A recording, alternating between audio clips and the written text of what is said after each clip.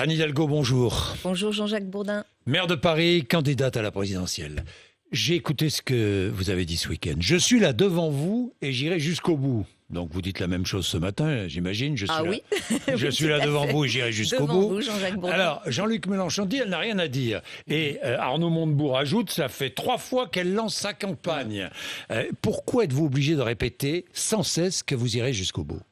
Je dis que je vais jusqu'au bout parce que je vais jusqu'au bout, mais surtout parce qu'il y a autour de moi une force nouvelle, des femmes et des hommes, des élus, une équipe de France des maires que j'ai rassemblée, et aussi le Parti socialiste. Vous savez, le Parti socialiste qui en 2017 a connu une défaite extrêmement dure, qui a eu du mal à se relever, qui est là, des femmes et des hommes, des militants partout sur le territoire. Et puis bien sûr, un projet. François Mitterrand disait il faut 3 choses.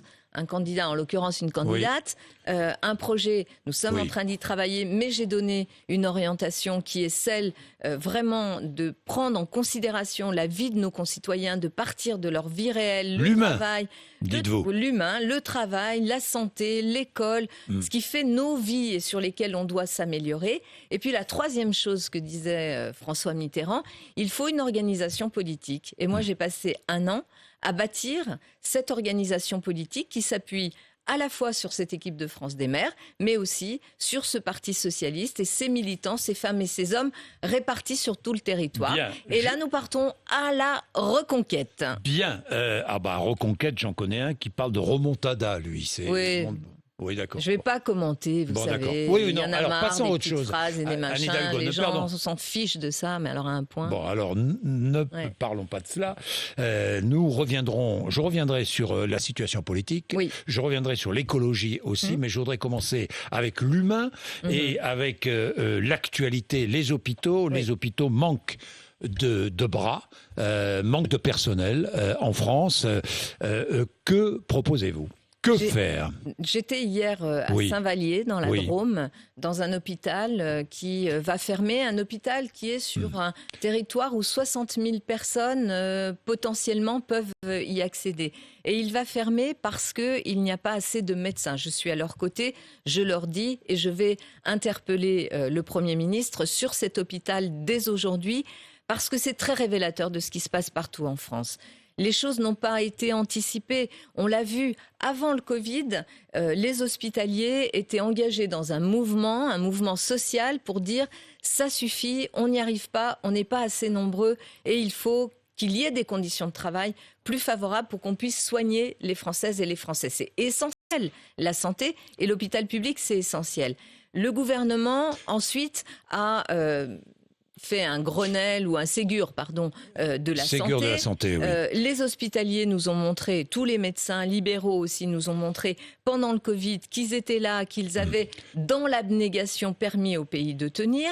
Et après ça, qu'est-ce qu'on trouve comme situation ? Une situation où tous ces professionnels de santé sont rincés, épuisés. Ils nous le disent dans les hôpitaux, les infirmières, les médecins, les sages-femmes qui sont aussi ça c'est le constat, Anne Hidalgo. Donc, mais que proposez-vous ? Moi, ce que je propose très simplement, d'abord, c'est de faire sauter complètement cette idée de numerus clausus. Parce que ce numerus clausus, c'est ce qui nous a empêchés pendant très longtemps de recruter notamment des médecins. Et d'ailleurs, en France, quand même, dans notre pays, beaucoup de jeunes qui ont cette vocation, qui ne peuvent pas accéder à cette carrière de médecine, qu'est-ce qu'ils font ? Ils vont en Belgique ou ils vont en Roumanie pour se former. Donc, il faut ouvrir. On manque de médecins. Il faudrait former 15 000 médecins par an en France. On en forme moins de 10 000.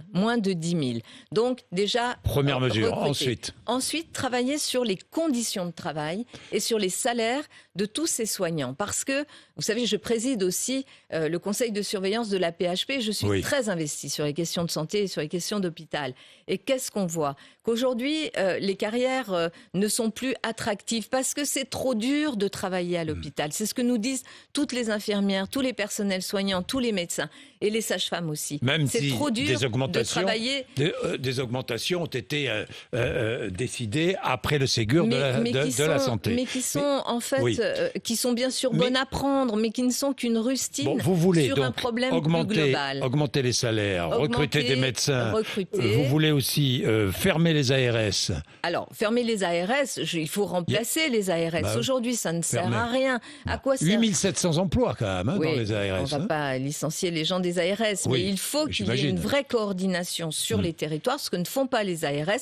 Elles sont des espèces d'agents comptables. Elles ont été créées pour contenir les dépenses de santé. Je ne dis pas qu'il ne faut pas bien dépenser en matière de santé, évidemment, mais il faut partir des besoins de la population. Ce que je reproche à ce gouvernement et ce que je reproche à cette organisation aujourd'hui qui est mise en place, c'est qu'on ne part pas des besoins de la population. Quand vous prenez l'hôpital de Saint-Vallier, qui est un hôpital extraordinaire, où on soigne des gens, des polytraumatisés, et qu'il y a un équipement flambant neuf, et qu'on vous dise ça va fermer parce qu'on n'arrive pas à recruter des médecins, alors que 60 000 personnes potentiellement sur ce bassin de vie en auraient besoin, c'est ubuesque. C'est un patient hier qui m'a dit cette situation est ubuesque, je reprends son propos. Mais j'ai une question et deux remarques à faire, Anne Hidalgo. La première question, c'est pourquoi est-ce qu'on ne sensibilise pas mieux les patients ? Pourquoi est-ce que les patients ne savent pas combien coûte la santé ? Je vais à l'hôpital, je suis opéré, voilà ce que ça coûte. Voilà ce que ça coûte à la collectivité. Vous avez raison. Est-ce qu'on ne devrait pas avoir beaucoup plus de transparence dans l'utilisation des soins ? En tous les cas, de pédagogie. Beaucoup plus de pédagogie, bien sûr. Je suis d'accord avec vous. Juste si vous permettez, Jean-Jacques Bourdin, qu'on sache, quand on a un service public aussi essentiel que l'hôpital, qu'on sache effectivement combien ça coûte et chacune et chacun peut prendre la mesure de l'importance. Ça responsabilise le citoyen. Et surtout, il se rend compte que leurs impôts servent à quelque chose. Bien. Alors, vous savez combien de lits ont été fermés entre 2003 et 2017 ? Lits d'hôpitaux. Le nombre précis, 69 000 lits 000, entre 2003 et 2017. Bien sûr. La droite et la gauche au pouvoir. Oui, je ne suis pas en train de vous dire que tout a été bien fait. Et d'ailleurs, ce que je veux vous dire aussi, c'est qu'il y a eu une loi, je crois que c'était Xavier Bertrand qui était à l'époque porteur de cette loi. Il y a eu aussi des mesures à l'époque où Madame Bachelot était ministre de la Santé, qui ont fait quoi ? Parce que tout vient de là. Ils ont dit il faut que l'hôpital soit rentable. L'hôpital public doit être rentable. Et on a mis en place des critères. On a mis en place un paiement à l'acte extrêmement technocratique, disons les choses, et qui a empêché les hôpitaux de travailler à partir des besoins de santé.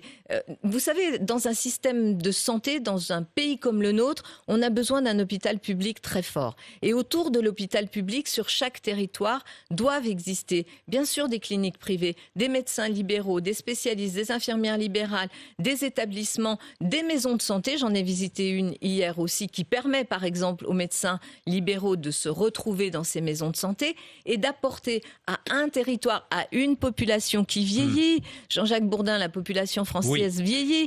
Et donc, il faut l'accompagner, mais ça doit être une priorité. Pour moi, il y a deux priorités dans une société, l'école et la santé. Bien, Anne Hidalgo, je vais parler des salaires.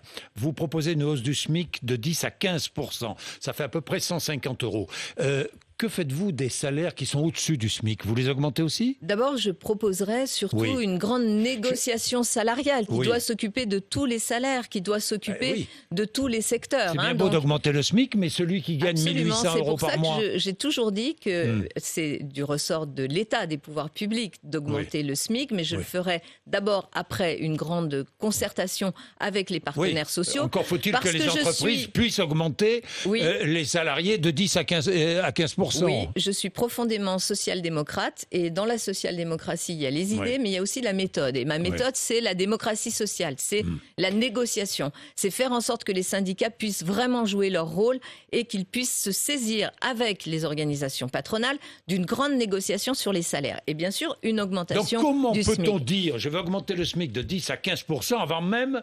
de s'être concerté avec les organisations syndicales et patronales? Je pense que d'abord, beaucoup d'organisations syndicales le revendiquent aussi. Non, et que même le patronat aujourd'hui est d'accord pour dire une chose. Il n'est pas d'accord pour augmenter les salaires de 15%. Sûrement pas, mais en tous les cas, il est d'accord pour dire et pour constater que les salaires en France sont beaucoup trop bas. Vous savez, je vais vous donner un chiffre, Jean-Jacques Bourdin. En 30 ans, en 30 ans, la part du logement dans le budget d'un ménage locataire est passée de 12% à 30, voire 40%. Ça pèse considérablement. Et parallèlement, dans le même temps, les salaires n'ont pas augmenté. Nous avons des salaires beaucoup trop bas dans notre pays. Et je vais vous dire une chose. Moi, je ne suis pas malthusienne. Je ne considère pas que l'économie, c'est un gâteau, puis on coupe des tranches de plus en plus petites parce qu'il n'y a pas de possibilité de créer de valeur. Moi, dans mon projet, et je le présenterai évidemment avec son financement, et avec sa dimension macroéconomique, dans mon projet, il y aura de la création de valeur. On va réindustrialiser, on va remettre de l'activité, on va miser, mais vraiment, on va s'appuyer sur les énergies renouvelables. Donc c'est la productivité, la création de richesse, décarboner en utilisant. Mais c'est la création de richesse qui permet d'augmenter les salaires. Qui va permettre d'augmenter les salaires, de vivre mieux et de créer de la valeur dans notre pays. Alors, puisque vous parlez de ça, deux choses. D'abord, vous voulez garantir qu'aucun ménage ne soit contraint de consacrer plus d'un tiers de ses revenus à se loger. Oui, mais comment faites-vous à Paris ? D'abord, vous savez, c'est très. Comment je fais à Paris ? À Paris, je construis du logement social. D'abord, il faut bâtir du logement et du logement à des prix abordables. Je suis une maire bâtisseuse. Il faut que les maires soient accompagnés pour produire du logement à des prix abordables. Ça, c'est la première chose. La deuxième chose, il faut encadrer les loyers. Ce que nous avons fait à Paris, dans d'autres villes aussi. Vous le proposerez Je le proposerai, une généralisation sur toutes les zones tendues. Ça n'a pas de sens là où il n'y a pas de tension sur le logement, mais dans toutes les zones tendues, c'est-à-dire plutôt dans les métropoles, quoique aujourd'hui c'est aussi des villes moyennes qui sont confrontées à cela. Je proposerai évidemment cet encadrement des loyers qui marche. Et puis, je proposerai aussi, bien sûr, des aides, une fois qu'on a posé le cadre plus général et collectif, des aides pour permettre aux ménages qui sont effectivement avec cette pression du loyer sur leurs revenus, des aides, comme il existe aujourd'hui des aides. Les APL, ça existe, même si le gouvernement les a sabrés. Sabrés. Je préfère qu'on mise sur des salaires plus élevés que plus d'aides. Voyez. Bon, alors, vous voulez aussi réfléchir à une diminution du temps de travail. Moi, je me souviens ce que disait Thomas Piketty sur les 35 heures, la mise en place des 35 heures, erreur majeure de politique économique et sociale. Même lui, un homme de gauche, un économiste de gauche, le dit. Alors, Anne Hidalgo, comment diminuez-vous le temps de travail en augmentant le pouvoir d'achat ? Moi, je ne comprends pas. Je n'ai pas lancé d'idée de diminution du temps de travail. Vous dites qu'il faut ouvrir le débat sur la semaine de 32 heures de travail. Les organisations syndicales pourront se saisir dans la grande négociation interprofessionnelle de branches et ensuite d'entreprises que j'ouvrirai, pourront se saisir de ce sujet. Et elles s'en saisiront volontairement. Mais est-ce que vous êtes favorable à une diminution du temps de travail, oui ou non ? Moi, je ne suis pas en soi, je ne décréterai pas une nouvelle diminution du temps de travail. Je laisserai les partenaires sociaux en décider. Mais vous êtes favorable ou pas ? Je vais vous le dire. J'étais à Lille la semaine dernière. Il y a un entrepreneur qui était là, dans la restauration, qui me disait... Écoutez, moi, je suis en train de réfléchir pour pouvoir stabiliser mon personnel, le fidéliser, parce qu'il y a un problème de fidélisation du personnel aujourd'hui. Eh bien, j'envisage de passer à la semaine de 4 jours. C'est très bien. Je regarde ce que fait Pedro Sanchez en Espagne. Il a dit que les entreprises et les organisations syndicales qui ont envie de se saisir de ce sujet y aillent et on les accompagnera. Donc moi, c'est comme ça que j'envisage les choses. S'ils ont envie d'y aller, on les accompagnera. Mais je ne créerai pas une nouvelle loi pour diminuer le temps de travail. Ensuite, sur le temps de travail, mais quand même, c'est la marche inéluctable du progrès social que d'avoir eu ces grandes conquêtes que sont la diminution du temps de travail. Évidemment, quand vous faites un travail intellectuel, un travail passionnant, un travail où vous ne comptez pas vos heures, c'est pas le problème. Mais quand vous vous usez sur un chantier du bâtiment ou dans une entreprise avec des conditions déplorables, je le dis souvent, je viens d'un milieu ouvrier. Moi, c'est pour ça que les 35 heures appliquées à tout le monde, c'est une ineptie. à 60 ans, c'est une ineptie. juste après leur vie. Un temps de travail défini pour tout le monde, c'est une ineptie. Mais personne ne dit qu'il faut définir un temps de travail pour tout le monde. Je dis qu'il... Mais non, pas du tout. Il y a eu de la négociation. Et ce que je dis, non. Et ce que je dis, c'est qu'il faut de la négociation. Et il faut laisser chaque secteur d'activité, bien sûr, en décider. Et surtout, faire confiance au dialogue social. Il y a beaucoup d'intelligence dans les entreprises et dans les organisations syndicales et patronales pour porter ces sujets-là et les regarder avec avenir. Anne Hidalgo, je regardais parmi les Français qui ont le plus de difficultés de fin de mois, 41% seulement votent à gauche, 63% des personnes sans diplôme ou à faible diplôme, faiblement diplômées, voteront pour un candidat de droite. Vous avez abandonné le social à gauche, vous avez abandonné les problèmes de sécurité et vous avez abandonné les problèmes migratoires. C'est vrai ou faux ? Alors, vous pouvez le dire comme ça. Je pense que c'est quand même plus complexe et plus subtil. Un peu plus complexe. Que la gauche a été quand même, y compris ces dernières années, même si on n'a pas tout réussi, ok, soyons lucides et je suis lucide. Hein, d'accord. Mais même si on n'a pas tout réussi, on est quand même à l'origine de toutes les grandes conquêtes sociales et de toutes les grandes lois de progrès social. Alors oui, il faut y revenir. Je suis entièrement d'accord avec l'idée qu'il faut y revenir. Je vous l'ai dit, moi je viens d'un milieu populaire. Je sais très bien ce qu'est la vie des Français. Je l'ai vécu, je viens de ce milieu ouvrier. Autour de moi, dans cette équipe de France des maires, tous les maires, Michael Delafosse, Johanna Rolland, Mathieu Klein et bien d'autres, tous sont aussi des purs produits de cette réussite républicaine, notamment de classe moyenne ou d'enfants je vais y venir, ou d'enfants venant justement de ces catégories populaires. On est là, on connaît la vie des Français. Et bien sûr qu'on a vu cette difficulté, ce décrochage des catégories populaires, ce décrochage des classes moyennes, qui à la fin, une fois qu'ils ont décroché économiquement et socialement, qu'est-ce qu'ils font ? En effet, ils vont voir les populistes et ils sont dans ceux qui perdent confiance en premier lieu sur les institutions et leur gouvernement. Alors il faut non seulement leur parler, non seulement leur dire qu'on sait ce qui est en train de se passer, mais aussi apporter des mesures nouvelles. C'est pour ça que je pense, Jean-Jacques Bourdin, que le sujet de la transition écologique qui est majeur, on s'en sortira pas sans ça, mais je vais vous dire, il est d'abord social. Il est d'abord social. Par exemple, mais la il est d'abord social. D'accord, le social et la sécurité sont liés. Ça va ensemble. Je suis d'accord. Mais est-ce que vous êtes favorable, par exemple, au développement des caméras de surveillance ? Là où il en faut, bien sûr, et j'en ai fait dans ma ville, et il faut absolument pouvoir s'appuyer là-dessus. Mais il faut aussi, pas simplement développer des caméras de surveillance, il faut des gens, il faut des hommes et des femmes qui sont ceux qui nous permettent de maintenir la tranquillité publique dans notre pays. Il faut qu'ils soient présents. Il faut qu'il y ait une lutte beaucoup plus acharnée contre les trafics de drogue. J'étais hier au téléphone avec le maire d'Alençon. J'ai vu ce qui s'est passé à la Duchère. J'ai grandi à la Duchère. Vous croyez que ça ne m'interpelle pas de voir ce qui s'y passe ? Et je vois bien qu'il faut évidemment beaucoup plus à la fois de policiers, mais il faut aussi de la prévention. Il faut aussi qu'on donne un avenir à ces jeunes qui basculent dans cette économie parallèle qui est très lucrative, dans laquelle ont basculé des familles entières et qui gangrène nos quartiers. Et quand on essaye d'y remettre de l'ordre, alors ça donne des règlements de compte et des situations de violence comme celles qu'on est en train de voir à la Duchère ou à Alençon. Avant de terminer sur l'écologie, rapidement, je voudrais juste une question. Est-ce qu'il y aura un accord vers PSPC aux législatives ?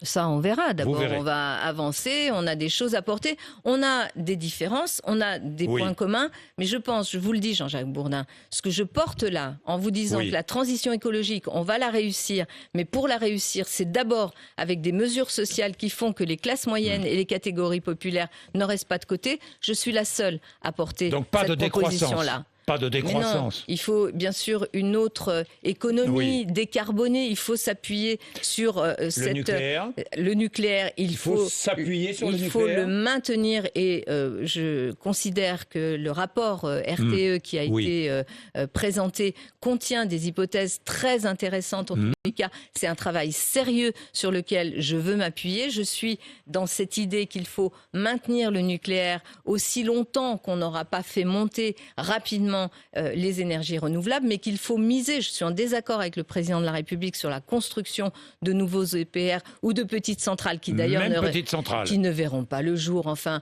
c'est même pas à l'état d'idée aujourd'hui. Et vous croyez vraiment, alors qu'on n'arrive pas à installer des éoliennes sur le territoire, qu'on va pouvoir réinstaller des petites centrales nucléaires? Donc, il vaut mieux, et même en termes de choix industriels et économiques pour le pays, investir dans les énergies renouvelables. Oui, c'est ça qui va n'arrive pas à installer des éoliennes, c'est ce que vous dites. Oui, mais on peut les installer parce qu'il y a des endroits où on les installe quand il y a de la discussion locale. Et quand les gens localement, je l'ai vu par exemple à Montdidier dans la Somme, avec Catherine Quignon, la maire de cette petite ville, on arrive à faire accepter ces éoliennes si les gens de la ville, du village et du territoire en voient un bénéfice direct. Et le bénéfice direct, c'est quoi? C'est une facture d'électricité moins élevée pour les gens qui sont à proximité de ce parc éolien dans la Somme. Oui. Alors, écologie, oui. Vous proposez une baisse de la TVA sur les carburants. Oui, qui est une mesure pour moi essentielle. C'est une incitation à rouler, non? Mais non, pas du tout. Non. Et vraiment, là aussi, vous savez,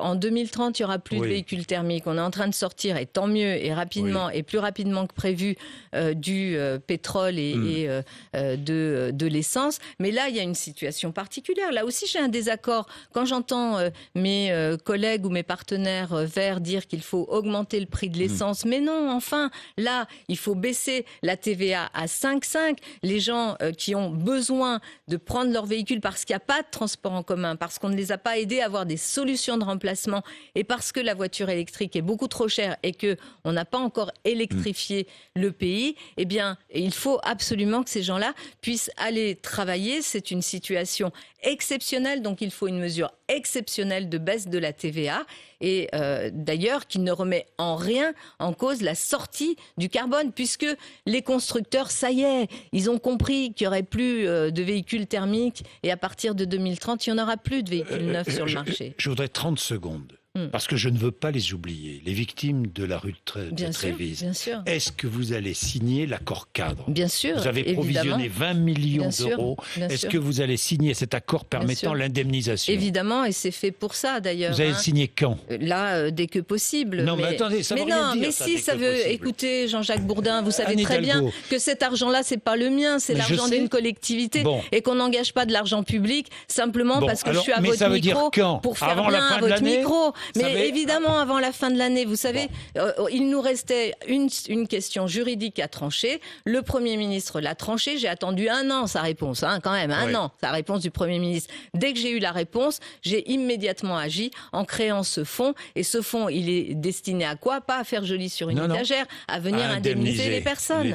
Évidemment. Avant la fin de l'année. Merci. Merci Anne Hidalgo. Merci beaucoup. 8h55 Merci. RMC BFM TV.